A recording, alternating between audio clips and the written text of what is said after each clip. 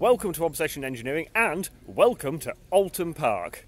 I'm here because it's the first day on track with the RS660 Supertwin and currently the track is dry. The forecast is not very good, so I'm really hoping we get a few dry sessions. If it rains really early we'll put some wets in it, but that might involve getting it dirty and I don't really want to do that yet, so fingers crossed. So I think we ought to pop back in the garage and have another look at the bike. So for those who've not been following the project, this is our RS660 Supertwin, and the first thing you'll notice is that it isn't on RS660 bodywork. This is actually a copy of Kalex Moto 2 bodywork, and it fits the bike really well. It fits in against the frame nicely. It all fits pretty good. We've had to trim a little bit in a couple of places, but it's not bad. Obviously it's not been painted yet. And the main reason for having this is, well, firstly we didn't want it to look like every other RS660 out there, and the top fairing's a little bit bigger, so it's going to get me and especially my shoulders out of the wind a lot more than the Aprilia stuff does. If we go down this end, we've got a full arrow system.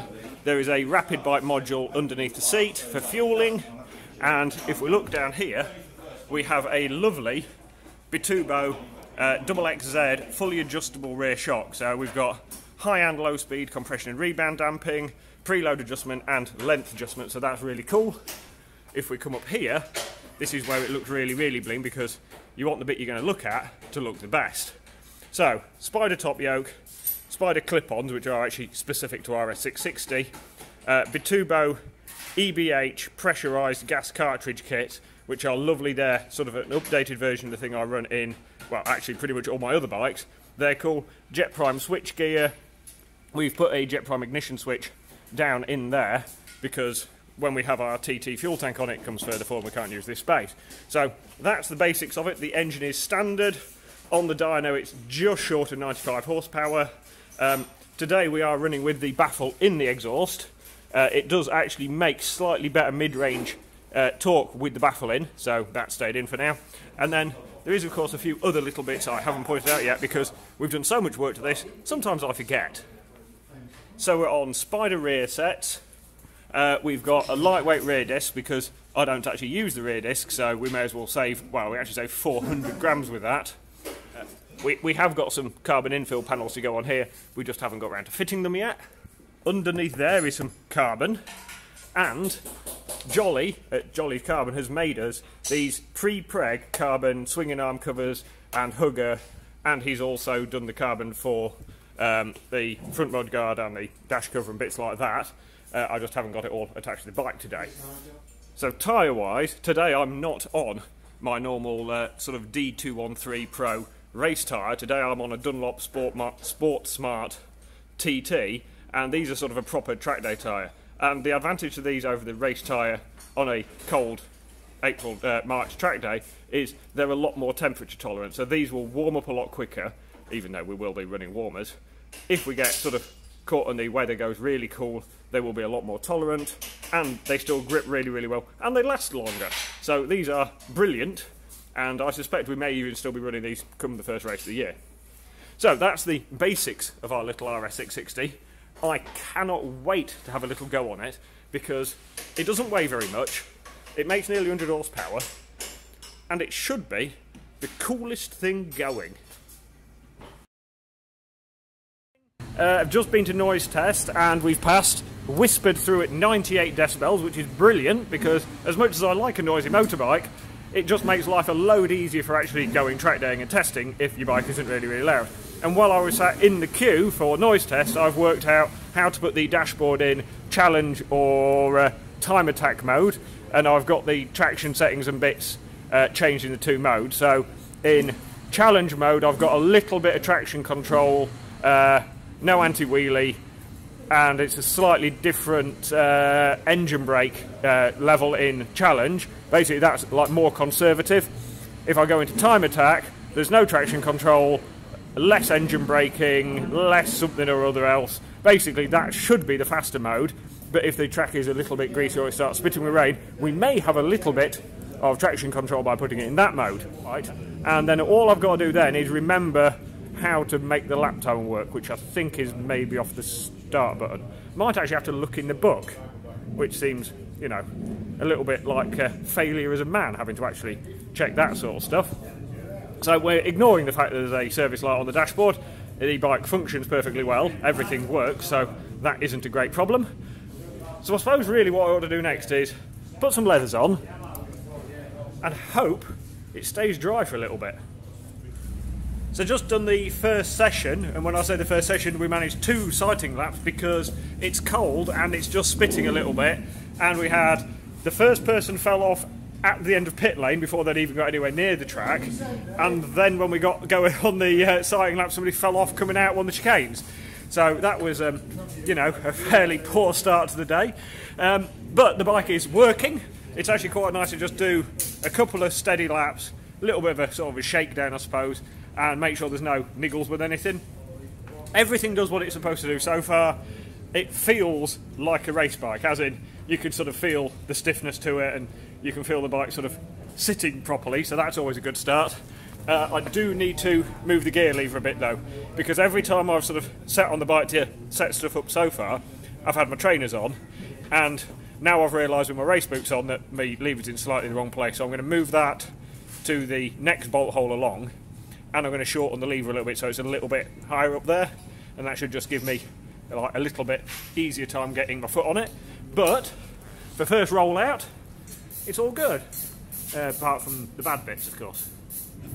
Just before our second session, it rained, no great surprise there, and the temperature dropped, so I've had to go with the woolly hat and my jacket, and we didn't go out because we don't actually have a spare set of wheels yet with the wets on.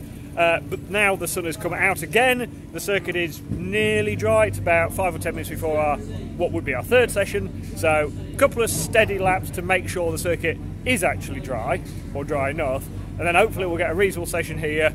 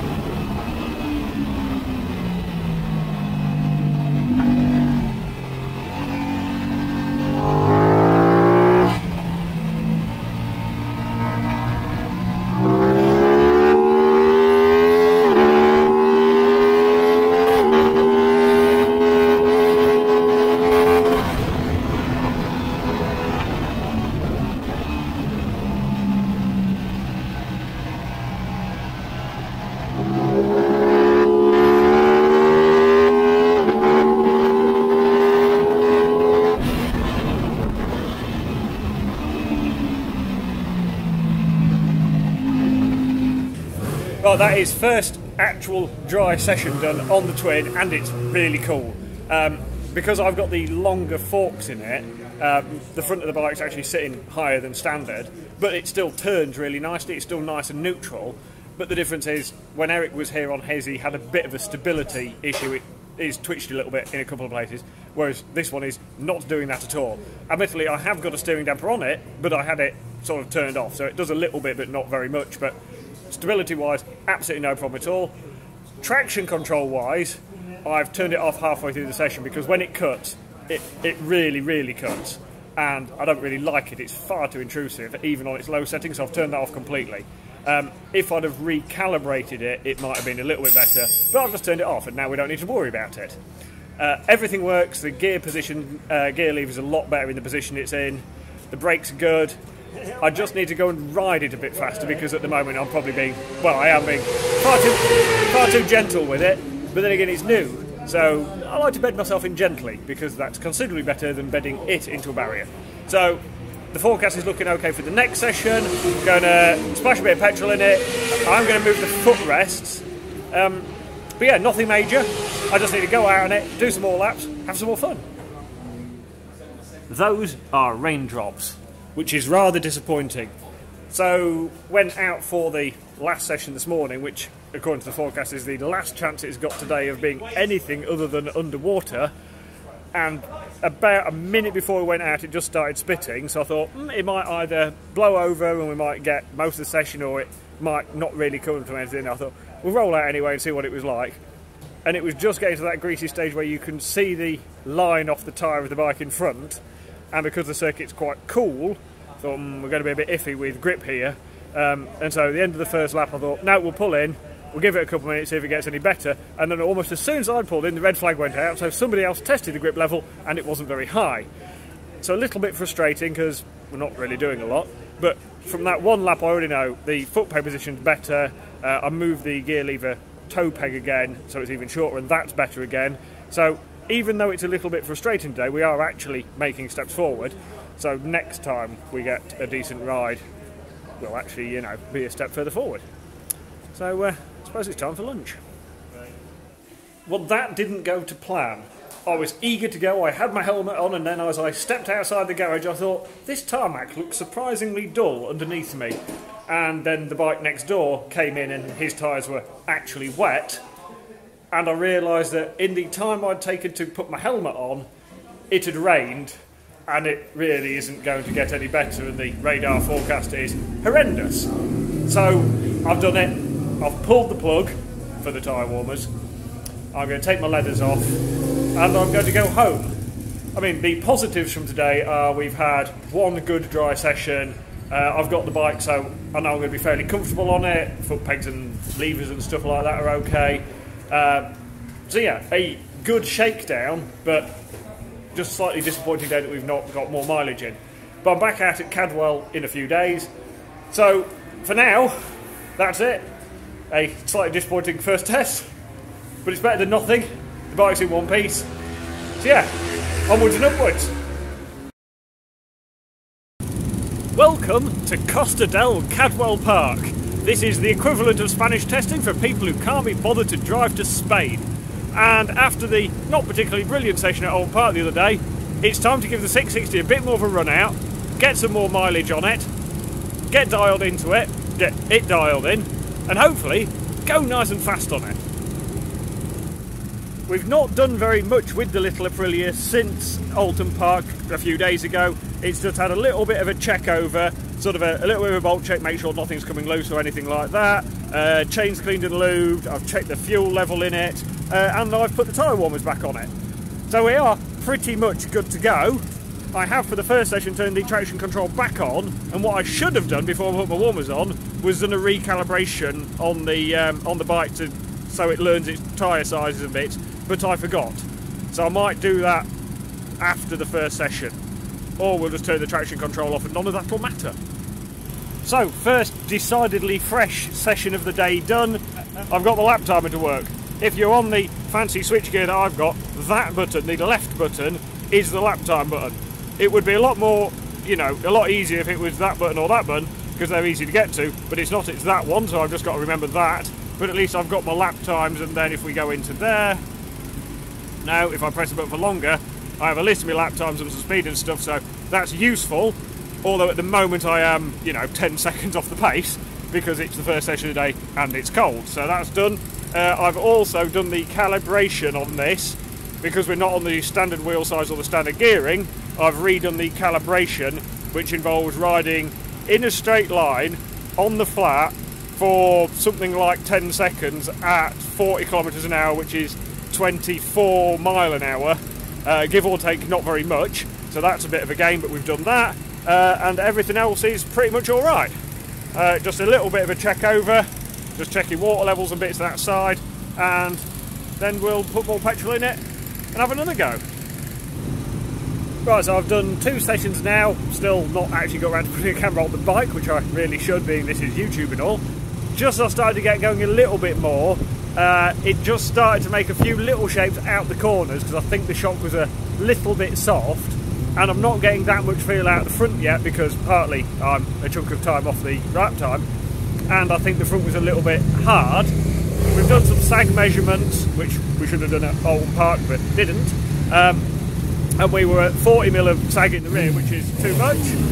Ryan's back, and in the front we were at 29mm, so that was a bit stiff. So I've actually gone down to a slightly softer spring in the front fork, and we've put some more preload in the rear. So the next session is basically go and try that, see what it feels like.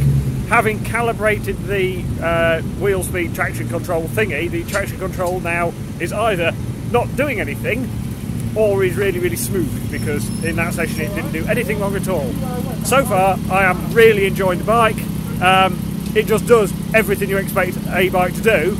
It's just really, really good fun. It's easy. Yeah, it's really, really cool. I just need to go faster on it.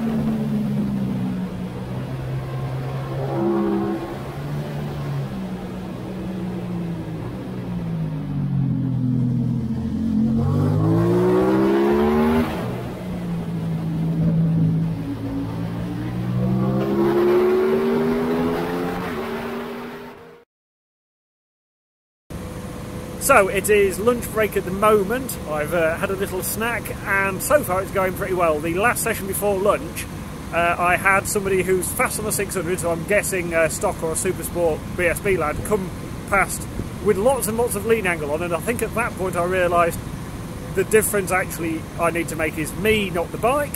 So I stopped worrying about the bike so much and sort of tried to go faster, and that seemed to make quite a lot of difference. So down to a low 1 minute 43 at the moment. So that's going in the right direction. There is certainly more time to come from me and the bike. I am not pushing my luck through the gooseneck yet. So I've made a couple of very slight little changes. I've just taken a little bit of the preload back out of the shot, giving it a little bit more sag, because on the brakes into like Mansfield it's just moving around a little bit, and I'd like a little bit more like contact on the rear on entry, so I've tried that. I've tried 2 different engine brake options on the dash, so I took the time attack and the challenge modes, and I set different things in there, and I could swap them when I'm riding around on it. And the biggest difference you notice is when it's got engine brake 2 on it, not engine brake 1, is it burbles out the exhaust pipe more, which is just cool, so I might leave that in. And I've dropped a couple of PSI out of the rear tyre, so, you know, detail changes. So next thing I need to do is nip to the loo, and then it's nearly time to go out for the afternoon sessions, dig in a little bit and see if I can bet some lap time out of me.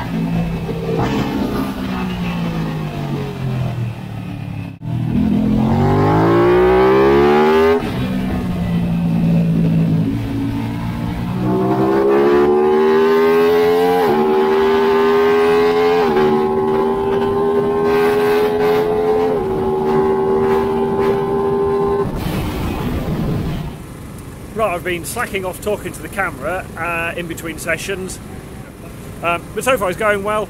Just been trying a little bit with settings, just on the damper and on the shock and on the forks a little bit, nothing major, and just tweaking it, just basically getting a feel for what does what.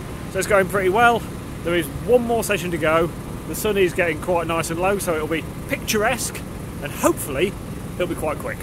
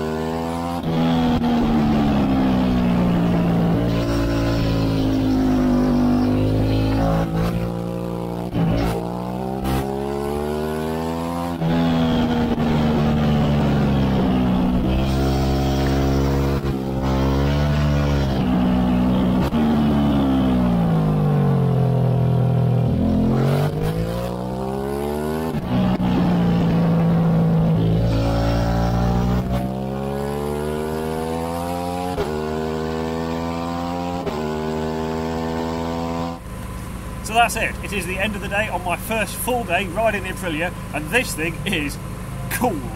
The chassis is, well, it's blooming brilliant, to be fair, because Aprilia do know how to make a good chassis. You can tell it's that much lighter than my old Supertwin, and it does everything right. It's stable, it turns well, I can put it anywhere I want. I suppose the term to use really would be it's neutral. It's doing everything you want a bike to do, and it never really seems to get itself in a flap. As quick as I think I'm going, I know the bike can go faster. It is a little bit like it's mocking me, sort of, you know, egging me on, going, is that the best you can do? And the thing it reminds me of is my old RS4, because that did exactly the same trick. You thought you were going quickly, and the bike just sort of sat there and went, nah. So, what I really learned is I need to put my finger out. There is a little bit of a weird misfire stutter thing that it has occasionally, so I need to go and get it plugged in at a dealership and see what's going on with that. But I'm really looking forward to the next time out on it, because the next time out on it, we will be racing. So thank you for watching this episode. Join me again for the next episode, and in between, go out and ride around on motorbikes, because it's brilliant!